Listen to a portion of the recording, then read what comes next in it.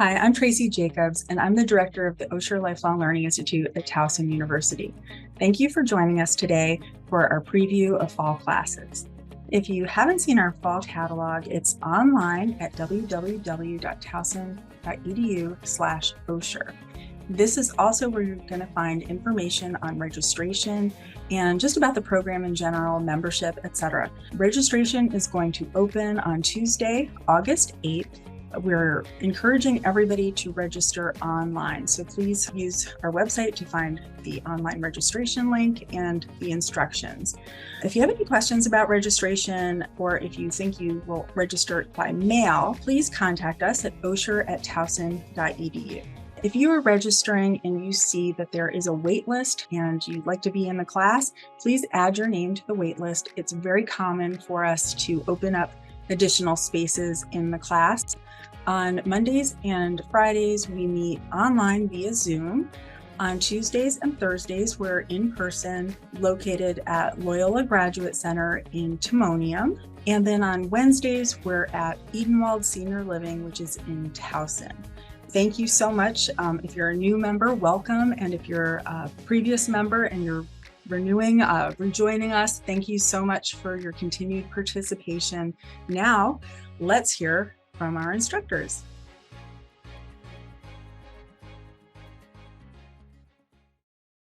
Hi, my name is Emmanuel Abramovitz, and I will be teaching a class called Classical Music Virtuosos.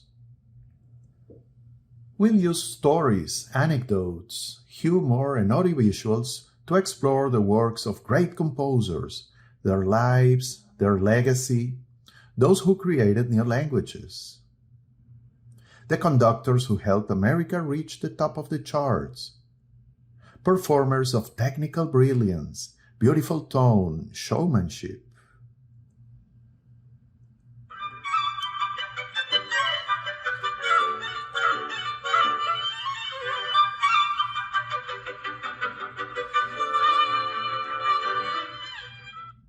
Some stories from my own experience with a few of these artists. Virtuosos on violin, piano, and other instruments, who find the balance between passion, charisma, elegance, innovation. Captivating stage presence mixed with charisma and amazing skills. So fasten your seatbelts and see you soon online.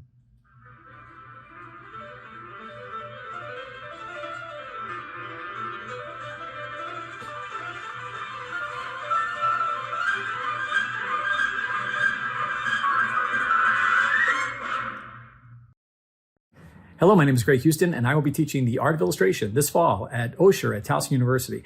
I am really excited about this class. I'm an illustrator, and so I'm very passionate about illustration, and I love talking about illustration. So over the course of the class, I'll be showing examples of various illustrators and their illustrations. I'll be talking about the history of illustration. I'll be talking about what makes a good illustration, and all that goes into it: concept, composition, line language, color, style, all that stuff. I'll be taking a lot of questions. I hope you'll have a lot of questions, because I like to have a conversation, not necessarily just a lecture. And we'll be doing some in-class work. That's exciting, right? We'll actually be making illustrations. But do not worry, you do not have to have any artistic skills for this. Stick figures are welcome. So no pressure. But it'll be a lot of fun, and hopefully you'll get a lot out of it. And I certainly look forward to it. So I hope you'll join me for the Art of Illustration this fall. I look forward to seeing you there. Hi. It's been a while since we've gotten together and talked about plays everyone should know, and you'd think by now we'd run out of them, but we haven't. And this fall we'll be actually doing 5 plays in 4 weeks. And now, given the times that we live in, I've decided they're all going to be comedies. We're going to start with trying to remind ourselves that the Russians used to be funny, and take a look at Gogol's The Inspector General, followed by Anton Chekhov's great one-act comedies, The Bear and The Marriage Proposal, on week 2. Then we move on to the quintessential sex farce with Slamming Doors and Mistaken Identities, Georges Feydeau's A Flea in Her Ear, and follow with the master himself, Noel Coward, and Blythe Spirit, which not only entertained audiences all through World War II, but is one of the most revived comedies today. As always, you don't have to have taken the course before. You don't have to read or see any of the plays in advance, although I do send people links where they can read and see things in advance. But in class, we'll see clips of performances. And as always, I'm hoping to convince some of my local actor friends to come in and perform for us as well. We'll have lively conversation, I hope. No, I know. And we will make sure that everybody ends up feeling that these are 5 plays everyone should know. I hope to see you this fall. Hi, everyone. My name is Barbara Blumberg-Resson, and I'd like to tell you about the course I'm going to be teaching in the fall. Americans have been in love with the movies for over 125 years. To this day, and I'm almost afraid to admit it, when I see and hear the MGM lion roar, I get a little thrill. I know I'm going to be entertained. The studios of Universal, Paramount, Warner Brothers, Fox Studios, Samuel Goldwyn Pictures, Columbia Pictures, and of course MGM created some of the greatest films of all time. And we were all there to witness it. First, we went as kids ourselves. Then we got to take our children. Always a thrill to take your child to their first movie. And ultimately, we got to take our grandchildren. The histories of these studios and how they were started is the stuff of movie stories itself. We'll learn how uneducated, poor immigrant men from Eastern Europe came to this country during the end of the 1800s with little money, less skills, no knowledge of the language or the culture, created Hollywood, the film capital of the world. Their personal lives are interesting, as their professional lives are, and their philanthropic contributions to America and abroad are noteworthy. They each, in their own way, initiated concepts in the movie industry that improved filmmaking over the many decades of this industry. The demise of the studio system, the takeover by corporations of these studios, and the involvement of the House Un-American Activities Committee in the 1940s and 1950s will be explored. However, one of the most fascinating historical parts of the background of Hollywood is that the first 25 years of filmmaking, mainly women were in charge. During the silent film era, it was women who wrote, produced, directed, edited, and acted in the movies. They were innovative. In fact, one invented the boom microphone. They were creative and forward-thinking. It was a woman who created the very first narrative film in the late 1800s. It was only when the men realized there was money to be made in this new industry that the men headed west, created the studios, and eventually pushed the women out. You will meet all these incredible women, learn what inspired them, gave them the strength to pursue such careers. You will see their actual films that they created and wonder, why did these women wind up as a footnote in this era of the filmmaking in this country? This is a journey that we all witnessed, so you won't want to miss what went on behind the scenes and find out, how did they train Leo the Lion? Thanks, and hope to see you. Hello, my Osher friends. I'm Ed Fotheringill, and the course I'll be teaching is Nietzsche's Zarathustra. The great 19th century German philosopher Friedrich Nietzsche wrote 16 noteworthy books, all of which received high critical acclaim. The book that he considered to be most significant, however, was Thus Spoke Zarathustra.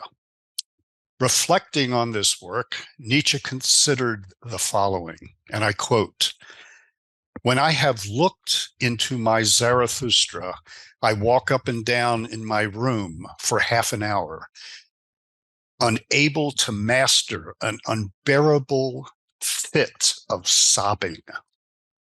So Nietzsche, when he thought of his work, Thus Spoke Zarathustra, he began to sob.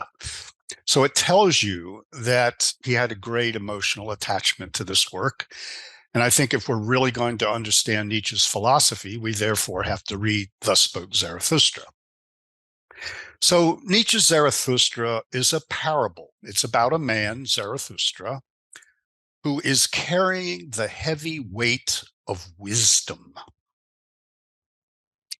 And that wisdom is becoming unbearable. And he decides to go down off of the mountaintop where he has been living a solitary existence and go into the marketplace and share his wisdom with the people. And he's doing this out of an act of compassion. So he does that. He goes into the marketplace, he shares his wisdom, and he finds that mankind is simply not ready to receive his revelations. They don't listen to him, they laugh at him, they make fun of him. So in this course, we will reflect upon the uncommon wisdom of Nietzsche and decide for ourselves the value of his proclamations. I hope to see you in September. Hello, everybody. I'm Father Bob Albright, and I'll be teaching a course on the Jewishness of Jesus.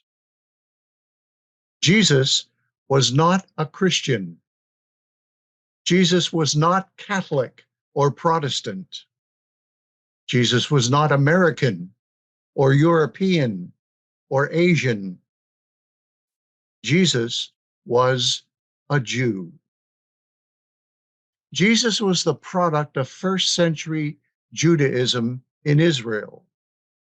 Under Roman occupation, the Second Temple period, bred and raised in the hills of Galilee. He became a rabbi of his own volition and had a Jewish following who survived his death into the mystery of his resurrection from the dead and formed what we call today Christianity. Christianity is not a religion, it is a person, and that person was the Jew known in history as Jesus of Nazareth and known in faith as Jesus the Christ. Over the centuries, the Jewishness of Jesus has been hidden behind layers of contempt, prejudice, and misunderstanding. It has only been recently uncovered in modern times by biblical scholars who know that to continue to hide this fact with all of its implications is to perpetuate a wrong reading of the New Testament and to inauthenticate Jesus's role in history. Focusing on Jesus's Jewishness brings a clearer understanding of his teachings and a greater depth to understanding who he was. In the catalog, I have listed some historical factors that have brought us to this point in time when such a topic is even possible. And so, this course begins with the premise that Jesus was a Jew. What follows is 8 classes attempting to come to grips with this premise. Join us. Bring a Bible and see how this unfolds. Hello, my name is Kathleen, and my last name is Haj Damacha. My name sign are the finger-spelled letters KB. You may call me KB. Okay? I am deaf, and I will be your ASL 1 instructor this fall, and I am excited and looking forward to teaching the class. In the class, we will get to know each other, and then we will learn fingerspelling, colors, shapes, family signs, activities, and we will have lots of fun. This fall will be my 8th year of teaching at Towson University. Thank you.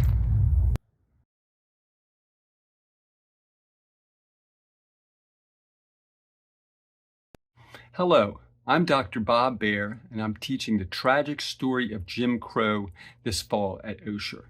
Now, the term Jim Crow is often used as a synonym for racial segregation.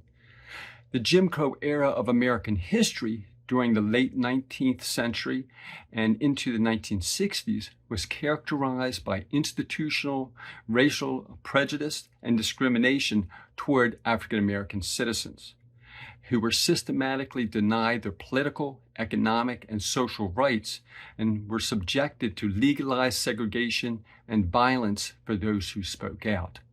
This period occurred primarily in the South, but there were many discriminatory practices and violent responses in the North as well. Now, in understanding race relations today, the Jim Crow period represents one of the most relevant periods of American history. This class will examine many of the people, events, and issues of the time, as well as the historical background of the period. It will look at the racial beliefs of the time and how Jim Crow was depicted in literature, film, and other forms of popular culture. It will also explore how Black and white people responded to the many challenges of the time in the efforts to end Jim Crow during the Civil Rights Movement. So I hope you'll be able to join me. The recent U.S. Supreme Court decisions invalidating the race-based affirmative action programs and admissions at Harvard and the University of North Carolina have sent shockwaves throughout the higher education community. It's yet unclear how this decision may impact employment and promotion policies in education and the rest of the society. In this course, we'll review the history of affirmative action since the 1960s, examine the development of affirmative action in college admissions, as well as in hiring and promotion, and look at the possible alternatives to race-based affirmative action. Since this is a controversial topic, and since there's a lot of misinformation about affirmative action, at least 20 minutes of each class will be devoted to questions and answers and to discussion. I look forward to seeing you in class. Hello, my name is Jack Burkert. I'm a Baltimore historian, teacher, and I'm happy to be working with the Osher Institute this fall on a series of 4 programs. I do Baltimore history, and this time we're going to talk about Baltimore industry and Baltimore in the industrial society that was created for many, many years in the city. But we don't begin with industry, we begin with the people, because the people made it all happen. And we're going to talk about immigration. We're going to talk about where those folks came from, how they got here, the challenges of adjusting, the jobs they held. So that's the first session in our series. The second session in our series is about the Port of Baltimore. We're going to talk about the Port of Baltimore, and everybody has told you probably in the past that the port is the economic driver of the city. Well, I'd like to try to explain that. I'd like to go back a couple of hundred years and bring you forward from the old days of sailing ships, that kind of thing, the cargoes that came, the problems that they met, through the steel ships, and right on through today's world of cargo of automobiles and that kind of thing.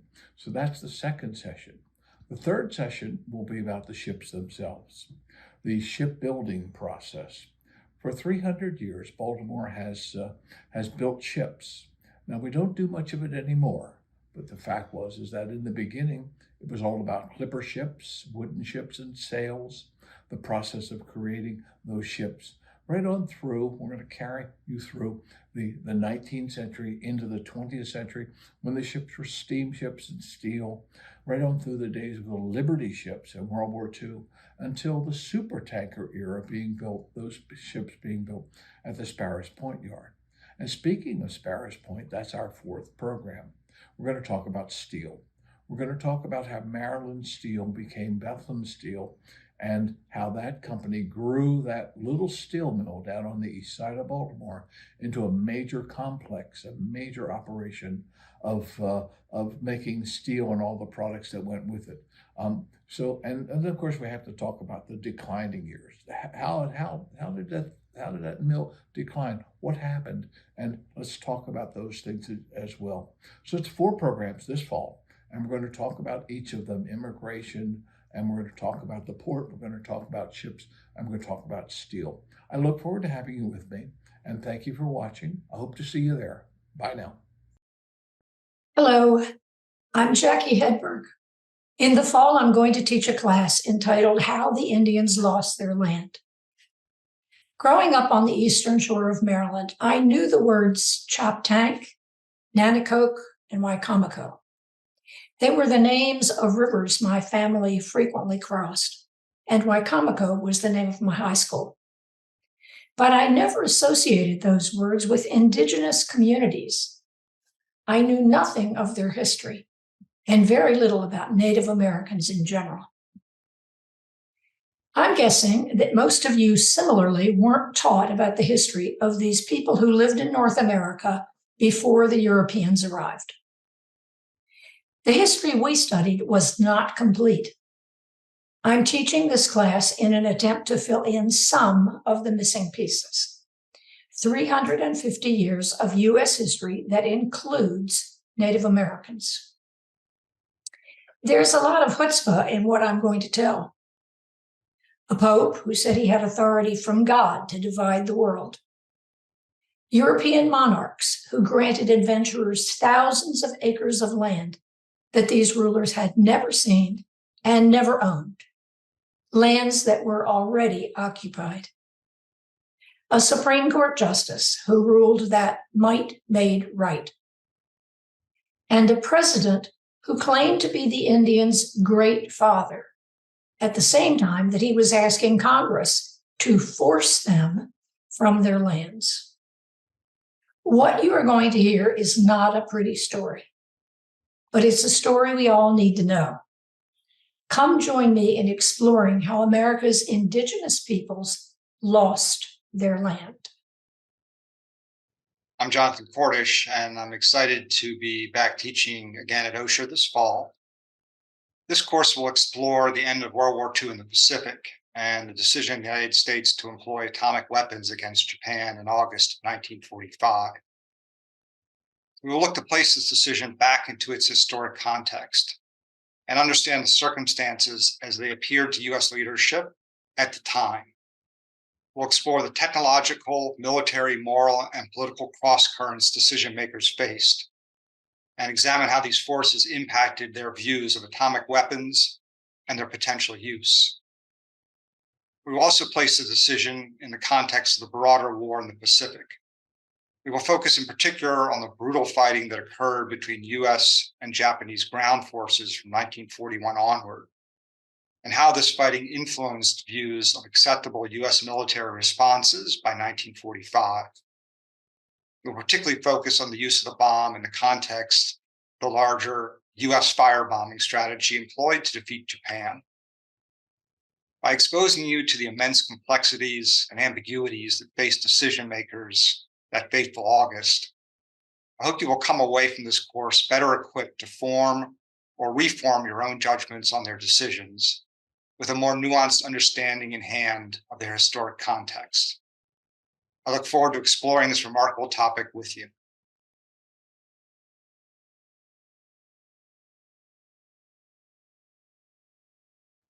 Hi, I'm Dr. Jody Johnson. I'm a research scientist in honeybees, and I work at the USDA during the summers to do research. I also do some work in Africa to conserve elephants using honeybees as a protection for them. It sounds strange, I know. Anyway, I am teaching this class on honeybees and their hives this fall. It's a Thursday morning 9:30 class, and it's taught at the Loyola Graduate Center. The first week is going to be on the evolution of pollination. So how did flowering plants learn to use pollinators, so to speak? Week 2 is choosing a hive location in your own yard and how you would get into a beekeeping class or the costs of equipment. Week 3 is looking at the relationship between the bees within the hive, the queen, the drones, the workers, and how that functions. Week 4 is how a plant generates nectar, why it generates nectar, how the bee accesses it, and how the bee converts it to honey. Week 5 looks at products from the hives, such as propolis or honey or wax, and also how you would sell a new hive. Week 6 looks at the causes of losses, which might be parasites or pesticides or nutritional issues, and how research might conduct itself to look at that. Week 7 is the health of the hive being followed each month of the year. So what actually happens inside that set of boxes each year. And week 8 looks at whether you want to split the hive or catch a swarm. I hope you consider it. It's a fun class. I'm really looking forward to meeting you. And if you get a chance, I'd love to meet you this fall. Thank you so much for considering it. Take care. Hi there, my name is Guillermo Worley.